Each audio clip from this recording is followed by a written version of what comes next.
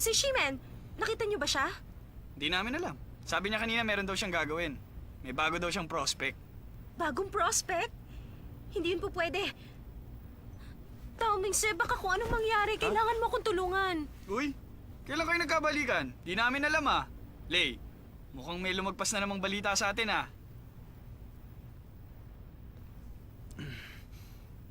Ano nga bang sinasabi mo? Oo nga pala. Si Shimen yung playboy niyong kaibigan. Niyaya niya si Xiao yung makipag-date sa kanya. Pero kasi kabe-break pa lang niya. Paano kung madala siya sa bola ni Shimen? Sigurado masasaktan ulit siya. Sige na naman, please. Eh? Bigla yatang nagbago ang taste niya. Sansay, ang mabuti pa, ganito na lang. Total, dalaga na naman si Xiaoyu. Hayaan mo na siyang turuan ni Shimen ang dapat niyang matutunan. Daming si utang na loob naman. Pigilan natin sila. Sanchay, huwag ka na makinig kay Mitsuo. Alam na ni Shimen kung ano ang tama at mali. Hindi pwede.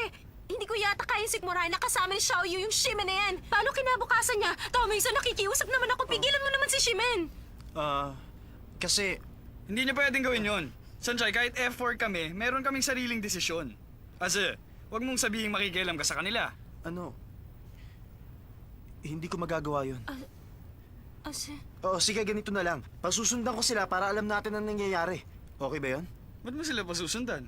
Ano ka ba? Ano bang akala mo sa kaibigan natin? Masamang tao? Pasusundan lang natin. Hindi natin sila guguluhin. Lay, ano sa tingin mo?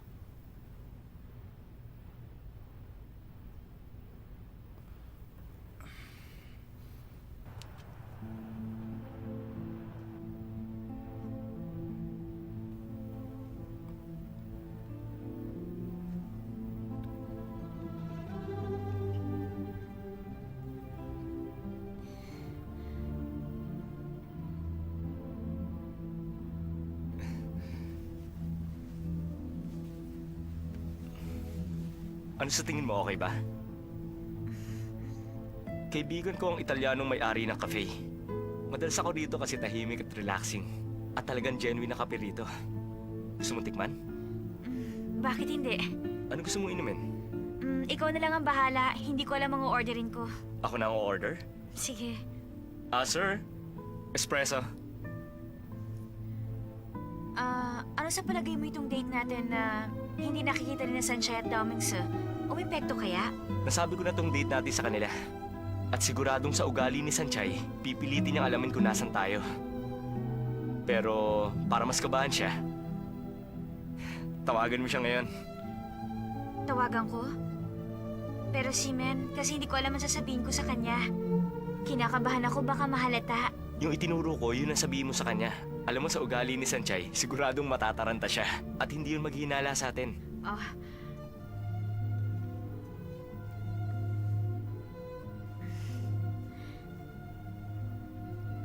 Hello, Sanchay? Alam ko na yon. Hindi magandang pagkakilala mo kay Shimen. Pero sana naman bigyan mo ko ng isa pang pagkakataon.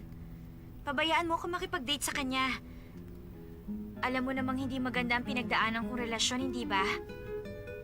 Sigurado makakatagpo rin ako ng tamang lalaki. Yung tungkol naman kay Shimen, huwag kang mag-alala.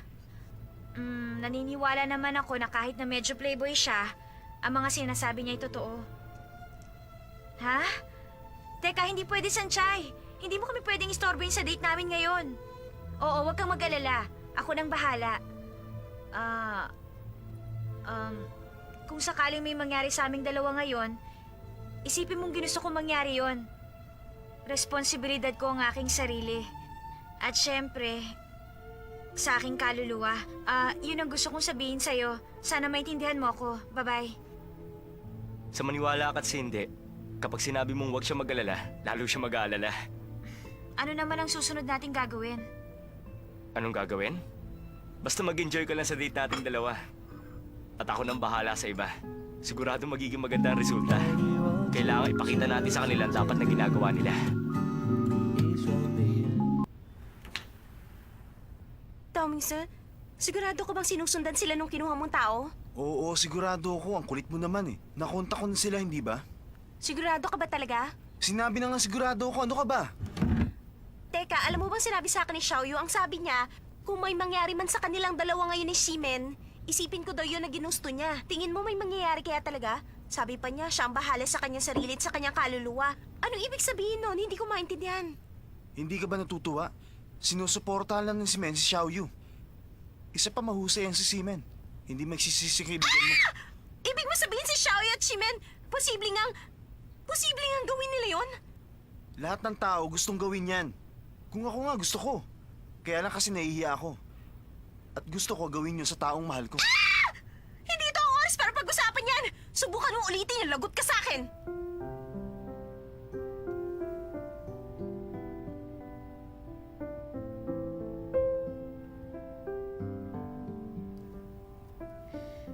Wow, ang gaganda naman ito. Gusto mo ba talaga ang mga yan? Aba, oo naman. Alam mo, espesyal ang mga yan. Maganda tong may design ng bulaklak. Hmm? Gusto mo ba talaga yan? Mm. Kung ganun, bibilhin ko. Hindi na kailangan.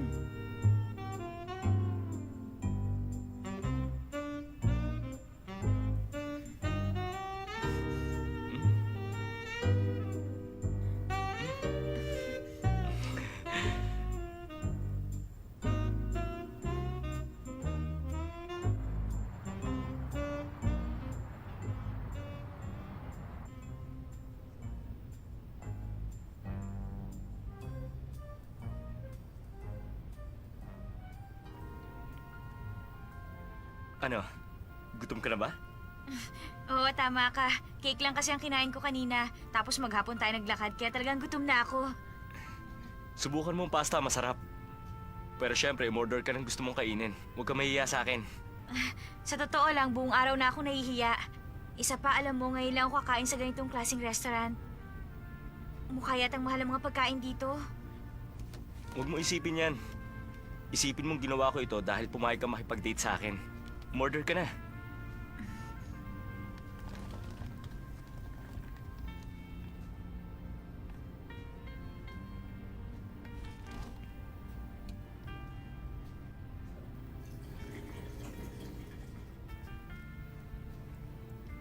Masarap ang wine na yan. Tikman mo.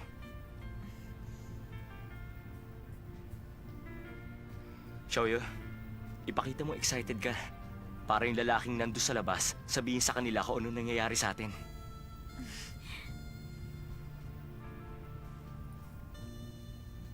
Simen, alam naman nating dalawang katotohanan na malaki talaga ang agwat sa buhay ni Sanchay at Daomengse. Kailangan nilang kalimutan ang kalagayan nila sa buhay para makapag-adjust sila. Bukod doon, ano pa kaya magiging problema nila? Si Asi hindi naman masama ang ugali niyan. Minsan nga lang may pagkabayolente. Siguro hindi niya lang alam kung paano i-express ang nararamdaman niya, kaya madalas hindi siya maintindihan. Ang totoo, mahal na mahal niya si Sanchay. Naniniwala akong hindi niya pababayaang mawala ang babaeng mahal niya.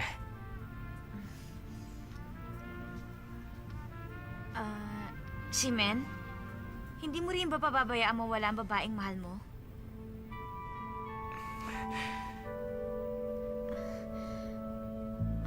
Pasensya ka na. Hindi ko sinasadyang tanungin ka ng ganon. Mukhang masarap ang pagkain dito. Halika na, simulan na natin. I'm a good man, but not a good person. Alam mo, para sa akin, may expiration date ang mga babae. Mga 1 linggo lang.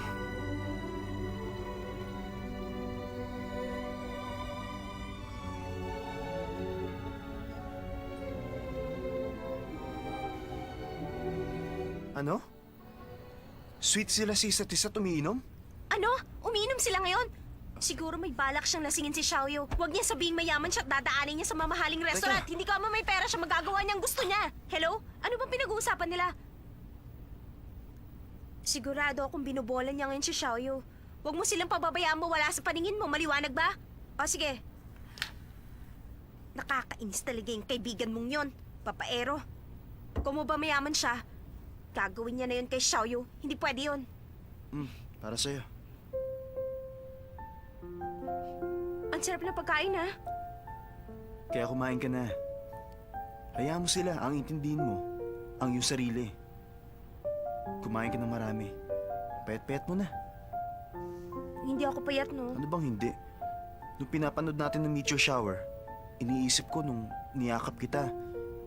Ba't di ko man lang naramdaman ang dibdib mo? Bastos ka talaga! Ayoko ng ganyang itsura. Ngayong tayo, ayoko makitang payat ka. Pakiramdam ko kasi nahihirapan ka. Hindi naman ako nahihirapan. Isa pa, maliit lang naman talagang dibdib ko. Sige na nga, kakain na nga ako.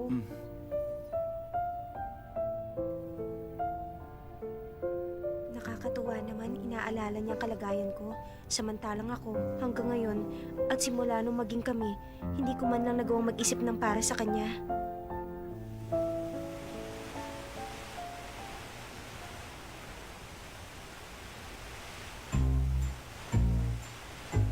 Opo, opo sir. Pagkatapos po nila mag-dinner, dumiretso na po sila sa Maple Hotel. Kumuha po sila ngayon ng isang kwarto, room 601.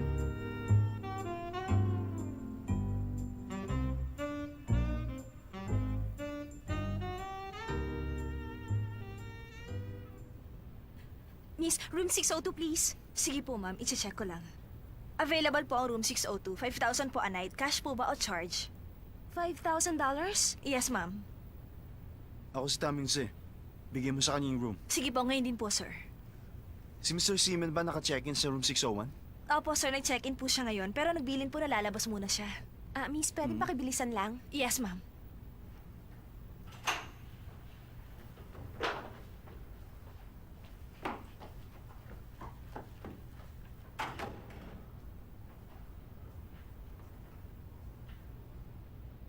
Hoy!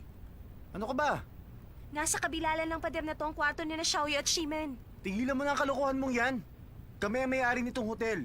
Hindi ito cheap na hotel. Kaya imposible mo sila marinig dyan. Talaga? Hindi ko umuwi sa inyo itong hotel at ito ay $5,000 a night. Pwede na magdala ng babae ang kaibigan mo at kumuha ng ganitong kwarto.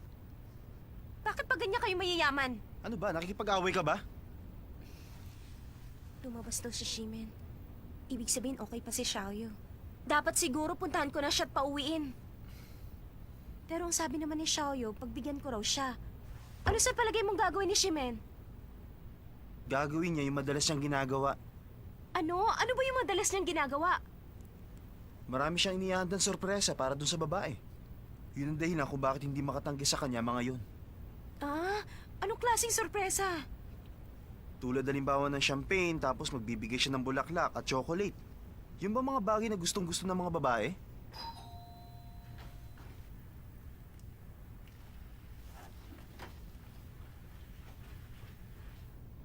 Sino yan?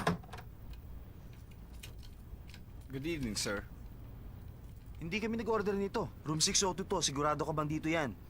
Excuse me, pero pwede bang pakicheck mo muna sa ibaba? Teka muna, sandali lang. Oo, tama ka. In-order nga namin yan. Pakipasok mo na lang. Salamat, sir.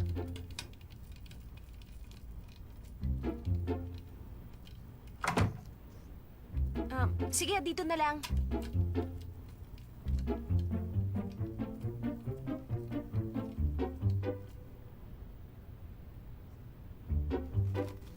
Thank you, sir. Teka, hindi kaya itong... Yan nga ang kalokohan ni Shimen at yung room boy nagkamali ng dala. Kaya siguradong hindi matutuloy ang magic show ng kaibigan mo.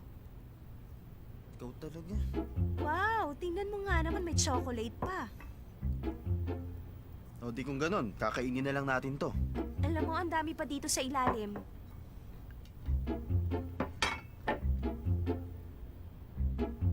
Pahingi ako Sandali. Hindi pa nga pala kita nabibigyan ng bulaklak. Oo nga, ano naman? Kung ganon, para sa ito. Salamat.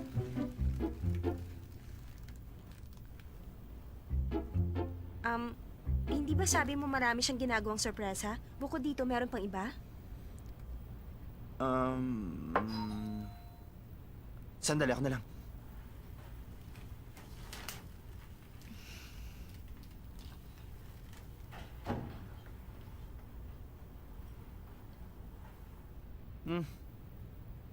Isa sa mga sorpresa ni Seaman.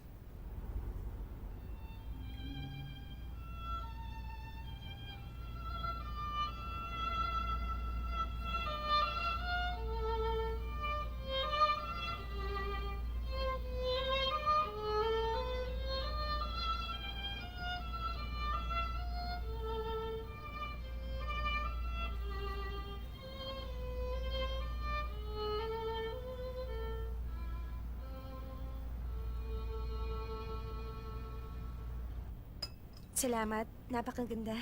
Ma'am, sir, baka gusto niyo pong sumayaw.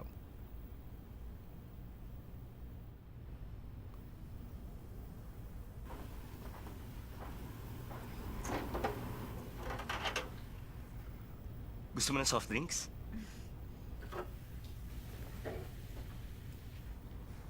Ano kaya ang ginagawa nila? Salamat. Siguradong nag-e-enjoy na sila ngayon sa obra maestra ni Seaman. Pero kung kada 3 minuto nagtatalo sila, tsak masisira ang gabi. Hindi ko alam na romantic ka rin pala.